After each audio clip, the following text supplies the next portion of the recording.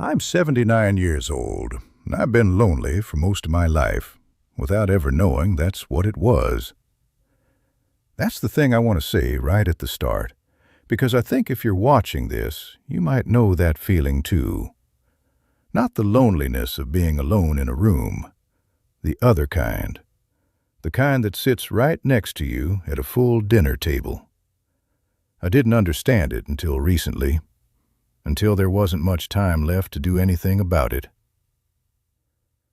I live alone now. I have for 11 years, since Margaret passed. My daughter calls on Sundays, my son less often than that.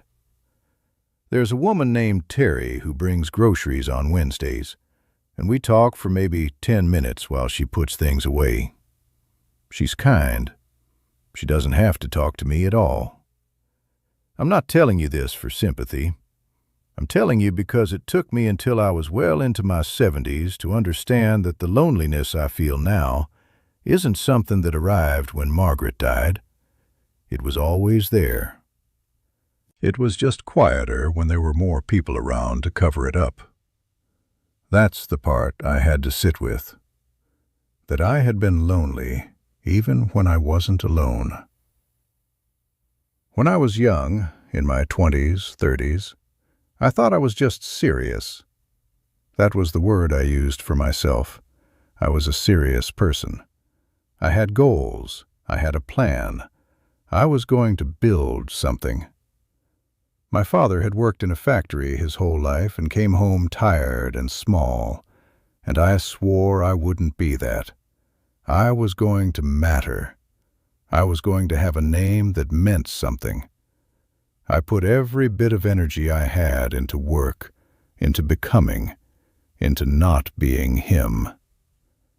I wasn't unkind. I want to be clear about that. I provided. I showed up to the things you're supposed to show up to. But there was always a part of me that was somewhere else, planning, calculating, thinking about what came next. Margaret used to say I was present but far away. She said it gently, the way she said most things. I thought she was being poetic. I didn't understand she was telling me something true. I had friends, or what I called friends. Men I worked with, men from the neighborhood. We'd have a beer, watch a game.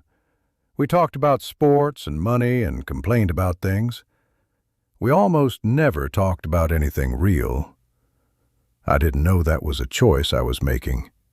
It felt like just how men talked. But here's what I understand now that I didn't then. I never let any of them see me. Not really. If something scared me, I didn't say so. If I was struggling, I found a way to manage it privately. I thought that was strength. I thought need was weakness, and weakness was the one thing I was not going to be. What it actually was a wall.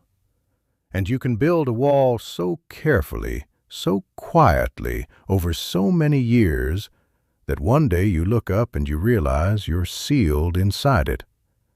And everyone who ever tried to reach you has just stopped reaching. My son, Daniel, he's 51 now. He lives 3 states away, and I understand that that's not the problem. The problem is that I don't know him. Not really. I know his job, his house, the names of his kids. But I don't know what keeps him up at night. I don't know what he wishes had gone differently. I don't know if he's happy. And the reason I don't know is that I never showed him how to have that kind of conversation. He grew up watching me be competent and contained, and he learned to be the same way. He learned that from me. There was a night, he must have been 15, maybe 16, when he came and sat near me in the garage while I was working on something. He sat there for a long time, not saying anything. And I was focused on what I was doing, and I let the silence just be silence. I didn't turn and say, "What's going on with you?" I didn't put the work down. He got up after a while and went inside. I've thought about that night more times than I can count. He needed something from me that night, and I didn't offer it. Not because I didn't care, because I didn't know how. Because no one had ever shown me how, either. That's how it gets passed down. Not meanness, just absence. The inheritance of closed doors. There's a word I've learned late in life. Vulnerability.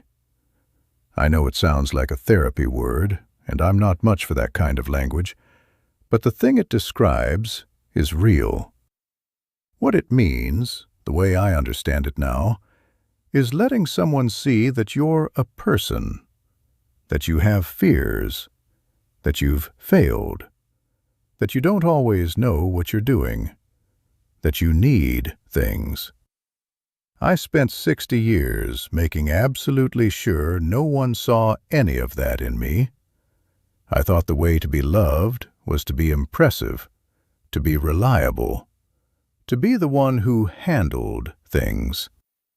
And maybe people did admire me, but admiration and closeness are not the same thing.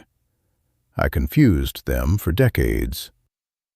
The people who feel less lonely than I do, I've watched them. My neighbor, Estelle, she's 82. She has people around her all the time. She's not impressive. She's a mess, honestly. She cries at things. She asks for help without shame. She tells you when she's afraid. People want to be near her. I used to think she was weak.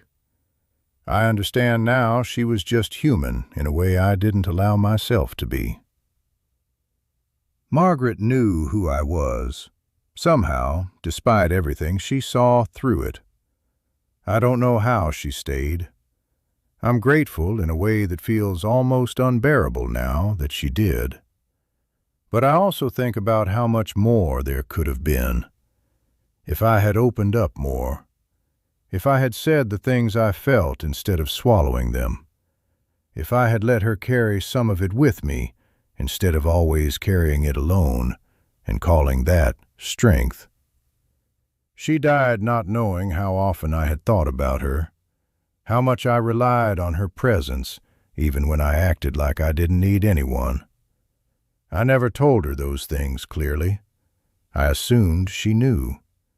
I assumed there would be more time. There's a particular kind of grief for the things you didn't say. It's different from missing someone. It's heavier. I'm not writing this off. I still have time, some. I try harder now. On Sunday, when my daughter calls, I try to ask her something real and then actually listen to the answer. Sometimes it goes well. Sometimes she sounds surprised, like she's not sure what I'm doing. Maybe she's waiting to see if it lasts. I call Daniel sometimes on a Tuesday for no reason. He doesn't know what to do with that yet, but I'm trying. It's awkward. Trying to crack open something that's been sealed for 40 years is awkward. There's no getting around that.